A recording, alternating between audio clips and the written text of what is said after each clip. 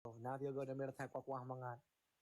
Jun, apakah abang yang kirim phone ke adik? Hanya deh. Pasal ni cantik. No, boleh. Katanya abang duluan yang kirim buat adik tapi nggak jadi.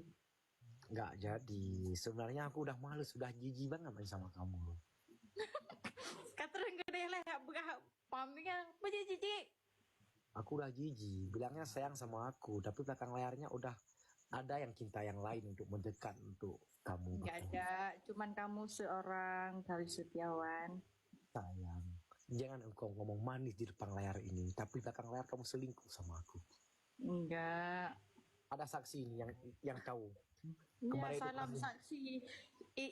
Itu saksi apa hantu? Anjir bahasa Aceh.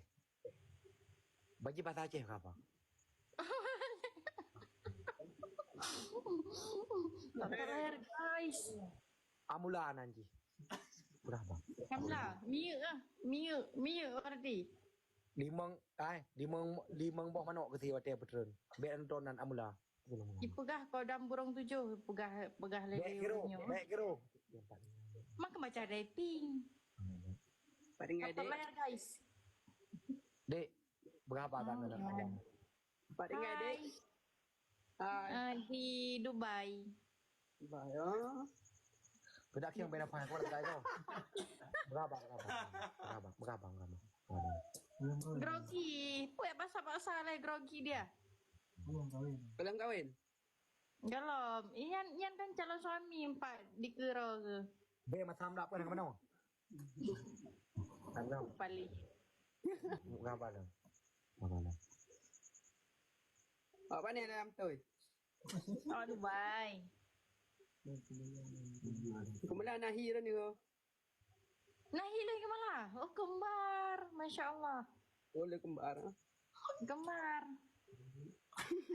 Ana adik dengar jiji kan? Rut isyayun murnya wate po sandu kan? Ya wate po sandu. Mak je jawab lang. Man di meli jamilah bak po sandu kan kak. Wate betulan bak ai wayun tu bak mencing ibu tik di dalam wayun rut tu. Nyanan boh cing wate ko ui. Orang kapungoi. Tupeh oleh berarti.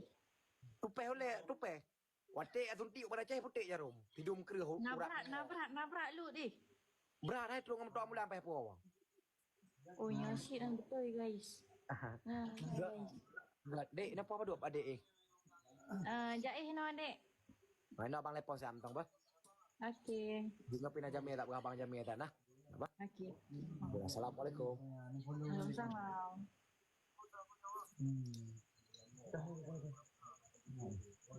Thank you so much baby. Okey honey. Okay bye bye. Thank you.